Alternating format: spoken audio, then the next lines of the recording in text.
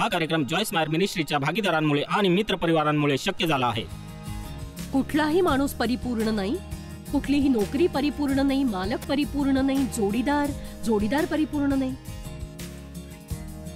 ही अपूर्णता भरून काढायला देवाने आपल्याला क्षमाशील वृत्ती दिली आहे. आणि जर तुम्ही क्षमा करायला नकार दिला तर त्याचा शेवट काय होईल माहितीये?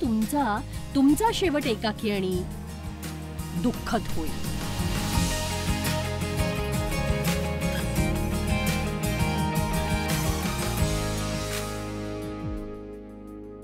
आनंद लुटा प्रत्येक दिवशी जीवनाचा मध्ये स्वागत. आणि आज आत्ता मी तुम्हाला जो संदेश देतीये तो तुम्ही तुमच्या जीवनाचा आनंद उपभोगू शकणार नाही जर तुम्ही क्षमा करायला शिकला नाहीत.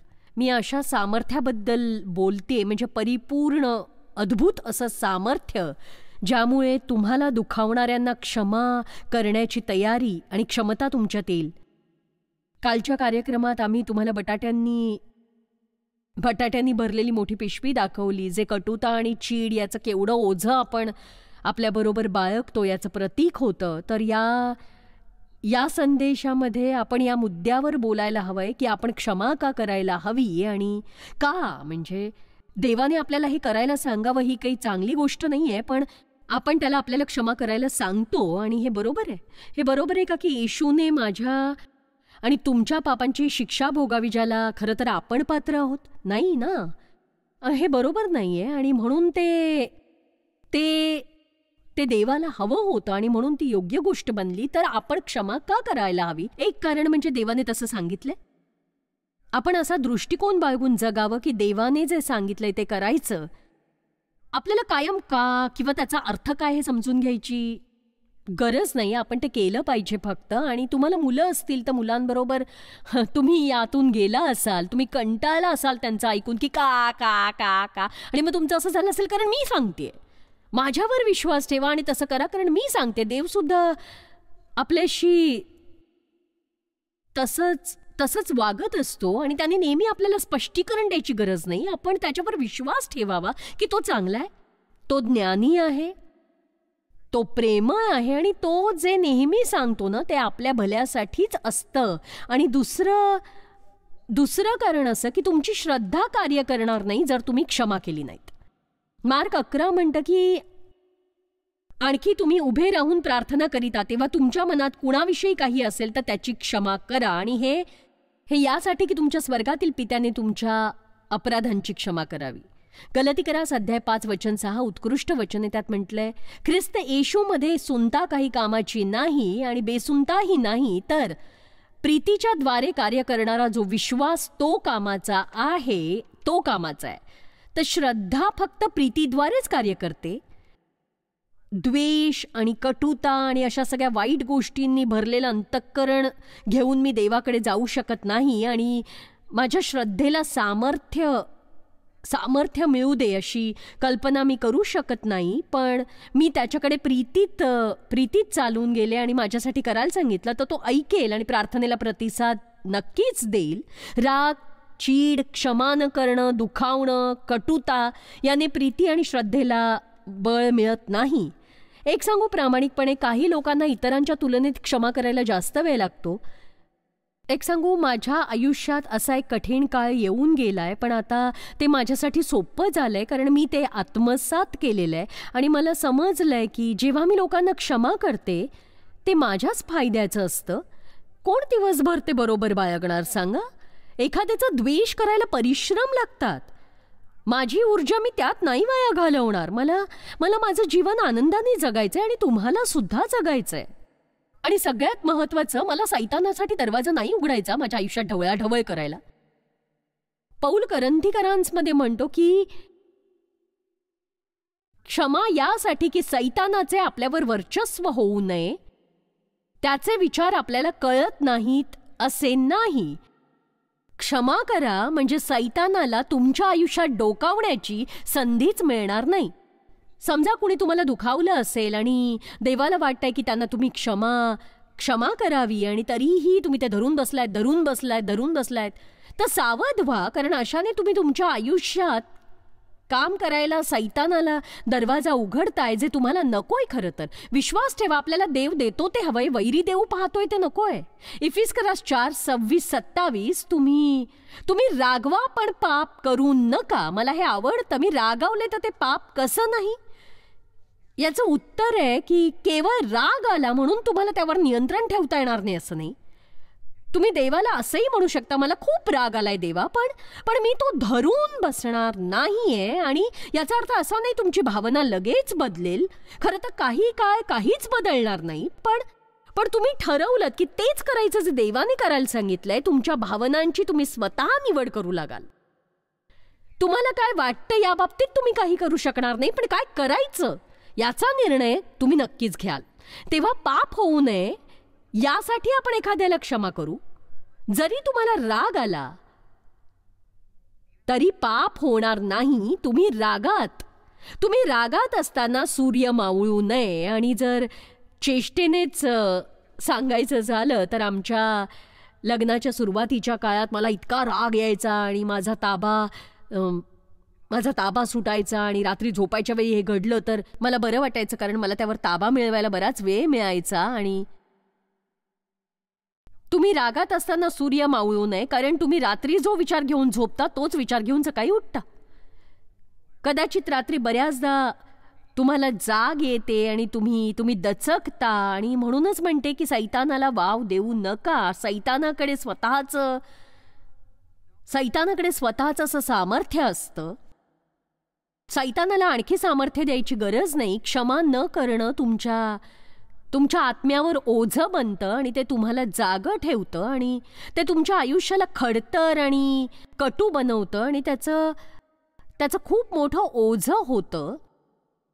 नीतिसूत्र 16:32 म्हणतं की ज्याला लवकर क्रोध येत नाही तो पराक्रम करणाऱ्यापेक्षा श्रेष्ठ. आणि मला हे आवडलं. पटकन राग येतो त्यांच्याकडे आध्यात्मिक शक्ती नसते आणि आपल्याला शारीरिक ताकदीपेक्षा आध्यात्मिक सामर्थ्याची गरज आहे. आणि आपल्याला हे माहिती आहे की शारीरिक ताकद आपल्याला गरजेची आहे, पण आध्यात्मिक सामर्थ्य हवंय. आपण जेव्हा प्रार्थनेद्वारे देवाकडे जातो तेव्हा आध्यात्मिक सामर्थ्य लागतं. नीतिसूत्र 14:30 म्हणतं शांत अंतःकरण देहाचे जीवन आहे, पण असूया, हेवा आणि क्रोध म्हणजे राग पण मत्सराने हाडे कुचतात. हो ना. म्हणजे जर आपण याकडे पाहिलं तर या गोष्टी कुणाला हव्या आहेत सांगा मला नको आहे. मला एक गोष्ट आवडते की देवाने आपल्याला निवडीचं स्वातंत्र्य दिलंय. मी राग धरू शकते जर मला हवं असेल तर. मी आयुष्यभर एखाद्याचा तिरस्कार करू शकते, पण मला नको असेल तर मला तो सोडताही येतो. आपण योग्य गोष्टीची निवड कधीही करू शकतो आणि देव त्यासाठी आपल्याला नेहमीच मदत करतो. आनंदी हृदय हे उत्कृष्ट औषध आहे. पण जर क्षमाशीलता नसेल तर आपण आनंदी होऊ शकणार नाही. आणि प्रामाणिकपणे तुमच्यात कटुता ठासून भरली असेल तर तुम्ही आजारी पडू शकता. माझा विश्वास आहे यावर. बघा, क्षमाशील नसण्याचा आपल्यावर इतका ताण येतो की त्यामुळे खरोखर आपण आजाराला आमंत्रण देतो. आणि क्षमा करण्याचं आणखी एक कारण म्हणजे ते देवाच्या पवित्र आत्म्याला दुःखी करतं. आणि पवित्र आत्मा आपल्या आत राहतो. विश्वासणाऱ्यांसाठी तो अनमोल आणि अद्भुत आहे. तो आपलं सांत्वन करणारा मदतनीस, शिक्षक, मार्गदर्शक आहे. तो आपल्याबरोबर सौम्य आणि विस्मयकारक असे व्यवहार करतो. त्यामुळे आपण त्याला दुःखी करता कामा नये, शोकाकुल करता कामा नये. इफिस्करास 4:30-31 म्हणतं देवाच्या पवित्र आत्म्याला खिन्न करू नका. त्याच्या योगे तुम्ही तारणाच्या दिवसापर्यंत मुद्रित झाला आहात. सर्व प्रकारचे कटुत्व, संताप, क्रोध, कलकलाट व अभद्र भाषण ही अवघ्या दुष्टपणा सुद्धा तुम्हापासून दूर करण्यात येऊ. अक्षमाशीलता सुद्धा आपल्या उपासनेमध्ये बाधा आणते. आणि असा एक अध्यायच आहे, मत्तय 5:23-24 म्हणतं यास्तव तू आपले दान अर्पिण्यास वेदीजवळ आणीत असता आपण आपल्या भावाचे अपराधी आहो असे तेथे तुला स्मरण झाले तर तेथेच वेदीपुढे आपले दान तसेच ठेव आणि निघून जा. प्रथम आपल्या भावाबरोबर समेट कर, मग येऊन आपले दान अर्पण कर, मग येऊन आपले दान अर्पण कर. आता बघा, हे एका वेगळ्याच उंचीला घेऊन जातं. ते असं म्हणत नाही की तुमच्याकडे एखाद्या विरुद्ध काहीतरी आहे तर जा आणि ती गोष्ट नीट करा. ते म्हणताय जर तुम्हाला स्मरण झालं की त्यांच्याकडे तुमच्या विरुद्ध काही आहे तर जा आणि नीट करा. तर हे अगदी शक्य आहे कदाचित. जरी कदाचित त्यांची चूक जरी असली तरी आपण जाऊन अगदी नम्रपणे म्हणायला हवं की मला शांती हवी आहे. मला हे नेहमीच सांगायला आवडतं, जो माणूस पहिल्यांदा शांती प्रस्थापित करण्याचा प्रयत्न करतो तो आध्यात्मिकरित्या अधिक परिपक्व असतो. आणि एखाद्याशी तुमचा संबंध काय आहे तो कधीच क्षमा मागत नाही आणि तुम्ही नेहमी शांती राहावी यासाठी क्षमा मागता. तर वाईट वाटून घेऊ नका. जर तुम्ही ते करण्यास इच्छुक आहात तो नाही तर त्याच्यापेक्षा तुम्ही आध्यात्मिकरित्या अधिक परिपक्व आहात. आणि देव क्षमाशील आहे आणि आपण क्षमा आणि तीही त्वरित करायला शिकलं पाहिजे. बायबल हे सुद्धा म्हणतं की मनुष्य जे काही पेरितो त्याचेच त्याला फळ मिळेल. तेव्हा आपल्याला जसं वागवलं जायला हवं तसं आपण इतरांना वागवायला हवं. तुमचा न्याय होऊ नये म्हणून तुम्ही न्याय करू नका, कारण ज्या प्रकारचा तुम्ही न्याय कराल त्या प्रकारचा तुमचा न्याय होईल आणि ज्या मापाने तुम्ही माप घालिता त्याच मापाने तुमच्या पदरी पडेल. तर आता हे पहा, तू आपल्या डोळ्यातले मुसळ ध्यानात न आणता आपल्या भावाच्या डोळ्यातले कुसळ का पाहतोस? आता बघा, उदाहरणार्थ पाहूया की समजा जर बघूया आपण की समजा जर हे माझ्या डोळ्यातून असं बाहेर आलंय आणि मी तुमच्या डोळ्यातून हे बाहेर काढायचा प्रयत्न करतेय, तर मला सांगा किती वेडेपणा आहे हा. आणि हे असंच घडतं विस्मयकारकरित्या. आपण स्वतःच्या बाबतीत इतके दयाळू असतो आणि स्वतःसाठी आपण इतकी निमित्त देतो, पण इतर लोकांच्या बाबतीत आपण खूप अविचारी असतो. आणि तुझ्या डोळ्यातले कुसळ मला काढू दे असे तू आपल्या भावाला कसे म्हणशील? पहा, तुझ्या डोळ्यात तर मुसळ आहे. एका भाषांतरात म्हटलंय की तुझ्या स्वतःच्या डोळ्यातला टेलिफोनचा खांब. अरे ढोंग्या, पहिल्यांदा आपल्या डोळ्यातले मुसळ काढ, म्हणजे आपल्या भावाच्या डोळ्यातले कुसळ काढावयास तुला स्पष्ट दिसेल. आणि हेच आपल्याला शिकवण देऊन जातं की जर यासारखी महाकाय गोष्ट माझ्या डोळ्यात असेल तर तुझ्या डोळ्यातलं छोटंसं कुसळ काढायला मदत करायला मला नीट दिसेल तरी कसं? आता बघूया मत्तय अध्याय 7:12. याकरिता लोकांनी जसे तुम्हाबरोबर वर्तन करावे म्हणून तुमची इच्छा आहे तसेच तुम्ही त्यांच्याबरोबर वर्तन करा. जेव्हा तुम्ही लोकांना दुखावता तेव्हा त्यांनी तुम्हाला माफ करावं वाटतं? अर्थात वाटतं, मलाही वाटतं. कधी कधी मी लोकांना दुखावते, मला ते करायचं नसतं, माझा तसा इरादा नसतो. पण जर माझा दिवस वाईट गेला असेल आणि मी दिवसभर अन्यायकारक वागले असेन आणि मी कुणाला हेतुपूर्वक दुखावलं असेल तर मी भानावर येते तेव्हा मला त्यांच्याकडे जाऊन त्यांची क्षमा मिळवावी असं वाटतं. आपल्यातल्या नात्याला अर्थच उरणार नाही जर आपल्यात क्षमा करायची इच्छाच नसेल तर. कुठलाही माणूस परिपूर्ण नाही, कुठली नोकरी परिपूर्ण नाही, मालक परिपूर्ण नाही, जोडीदार परिपूर्ण नाही. ही अपूर्णता भरून काढायला देवाने आपल्याला क्षमाशील वृत्ती दिली आहे. पण जर तुम्ही क्षमा करायला नकार दिलात तर शेवट काय होईल सांगू? तुमचा शेवट एकाकी आणि दुःखी होईल. आता अक्षमाशीलता ओळखण्याचे मार्ग कुठले? आता बघा, आज मला कोणीतरी म्हणालं, मी त्यांना सांगितलं की मी स्टुडिओत कशावर संदेश देते. ते म्हणाले, सांगू का, कधी कधी आपण क्षमाशील नसतो आणि आपल्या ते लक्षातही येत नाही. आणि मला हे खरंच मान्य आहे. मला आठवतं एकदा चर्चच्या सेवेत बसलेले असताना धर्मोपदेशक म्हणाले की ते अक्षमाशीलता यावर उपदेश देणारे ताठा आणि अहंकार. यामुळे मी विचार केला, मला गरज नाही याची, माझ्यासाठी ते महत्वाचं नाहीये. प्रभू माझ्या अंतःकरणात काय म्हणाला ते मी ऐकलं. हो, तुला पूर्णता गरज आहे संदेशाची. आणि मग त्याने लक्षात आणून दिलं की मी माझ्या मुलीच्या मैत्रिणीवर चिडले कारण ती माझ्या मुलीशी चांगलं वागली नाही आणि माझ्या मुलीने त्या बाबतीत काहीच हालचाल केली नाही. आणि खरं तर तिनेच ते करायला हवं होतं, पण मी त्या मुलीवर चिडले होते कारण ती माझ्या मुलीशी जसं वागली ते मला आवडलं नाही. आता तुम्ही म्हणाल की आम्ही तुला दोष देणार नाही, तू आई आहेस आणि आया अशाच वागतात. पण एक सांगू, मी अधिक प्रगती केली असती जर मी त्या मुलीसाठी प्रार्थना केली असती. कारण आपण लोकांवर रागावल्याने किंवा त्यांचा द्वेष केल्याने काहीच चांगलं घडत नाही. तर त्यांच्यासाठी प्रार्थना करून आपण त्यांना मदत करत असतो. आता लूक 15 मध्ये एक गोष्ट सांगितली आहे जी आहे उदया मुलाची आणि त्याच्या मोठ्या भावाची गोष्ट आहे, आणि ही जितकी त्या उदया मुलाची गोष्ट आहे तितकीच ती त्या मोठ्या भावाची सुद्धा आहे. पण बहुतेकदा आपण फक्त माफ करा, त्या उदया मुलाच्या दृष्टिकोनातनं बघतो.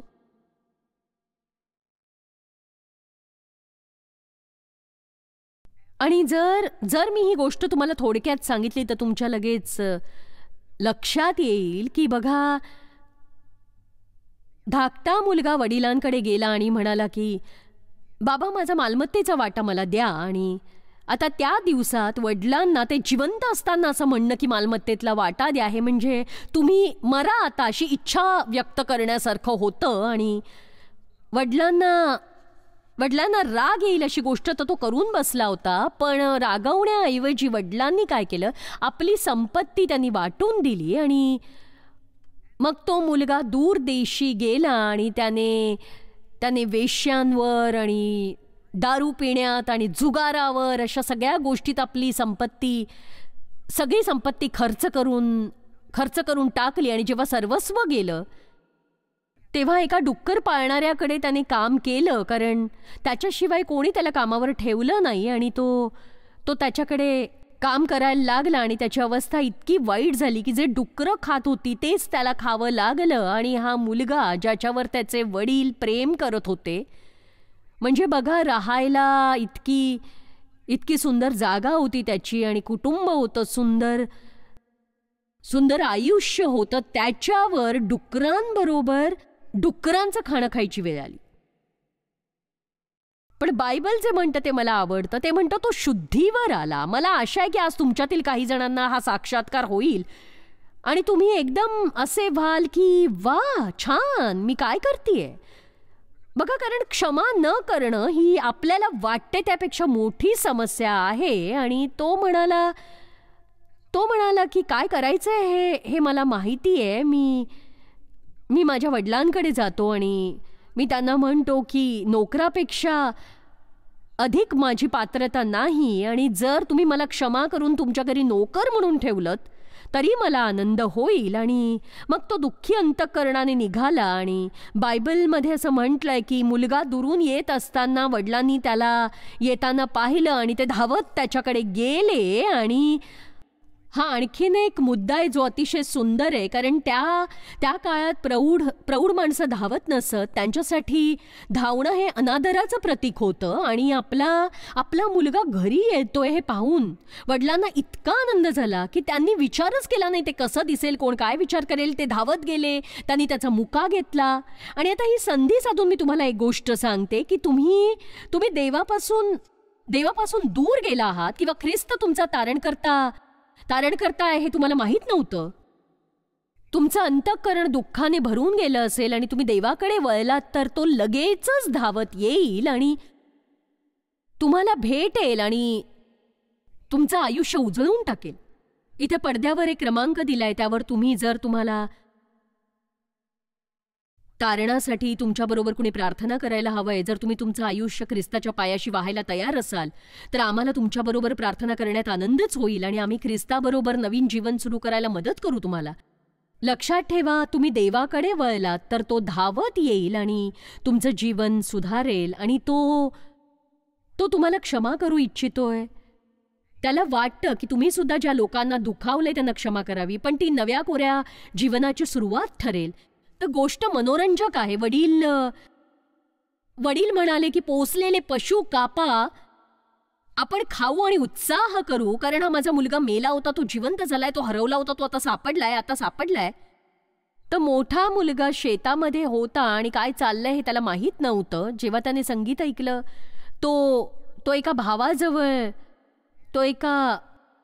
भावाजवळ गेला आणि विचारलं की हे काय आहे. बघा, दृष्टिकोन कळतोय ना तुम्हाला. हे काय आहे, काय चाललंय. तो म्हणाला, अरे तुझा भाऊ परत आलाय, तुझ्या बाबांनी पोसलेलं वासरू कापलंय, तुझ्या भावाला घालायला सुंदर झगा दिलाय आणि बोटात अंगठी घातलीये आणि छान सरबराई केलीये. तर मोठ्या भावाला बघा यातलं काहीही आवडलं नाही.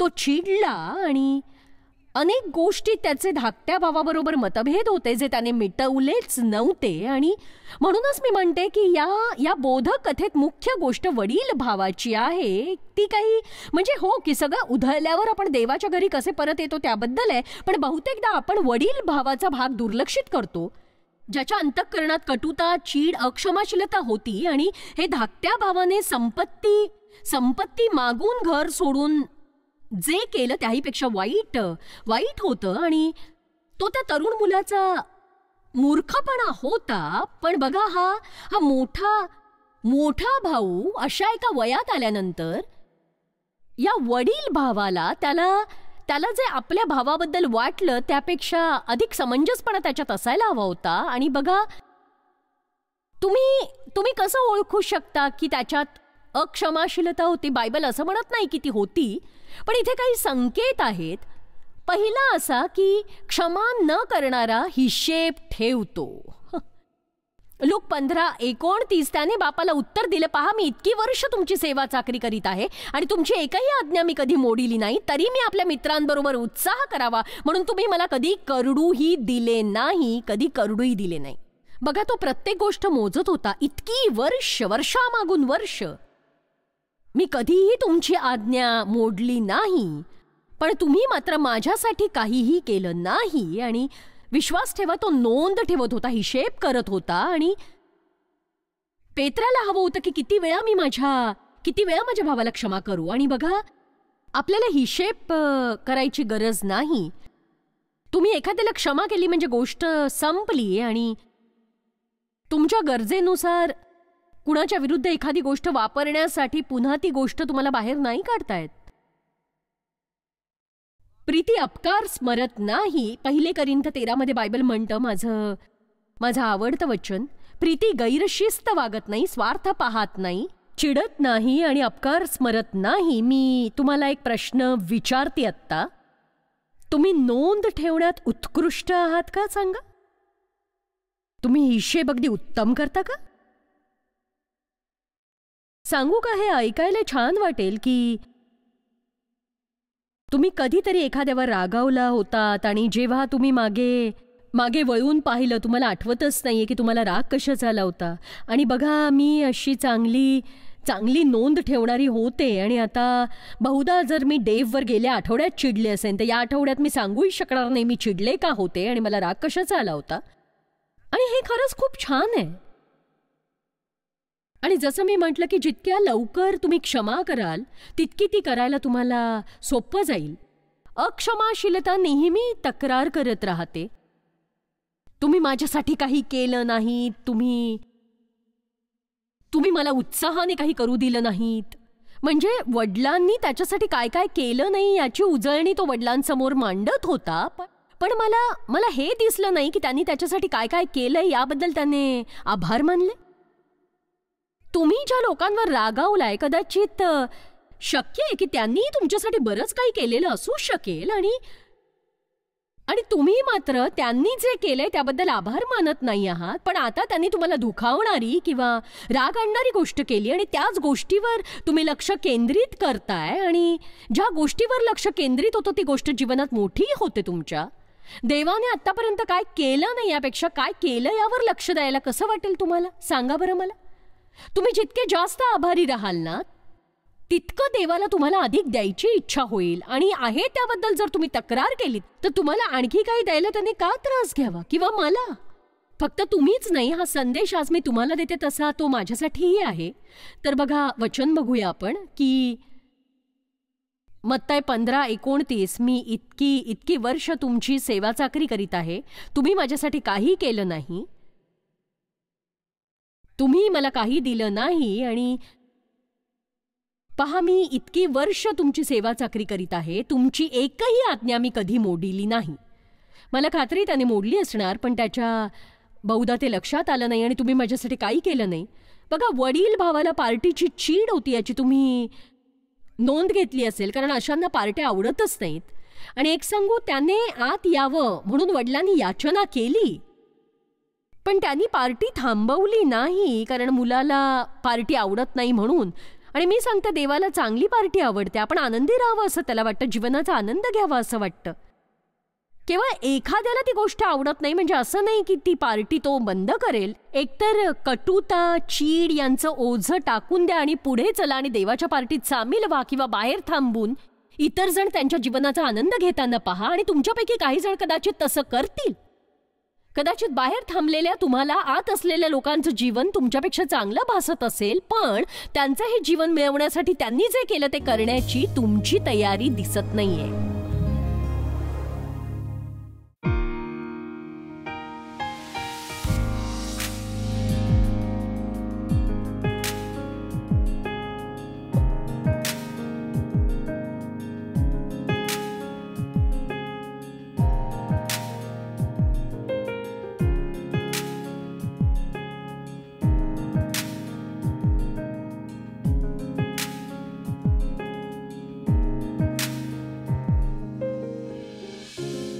हा कार्यक्रम जॉयस मायर मिनिस्ट्रीच्या भागीदारांमुळे आणि मित्रपरिवारांमुळे शक्य झाला आहे.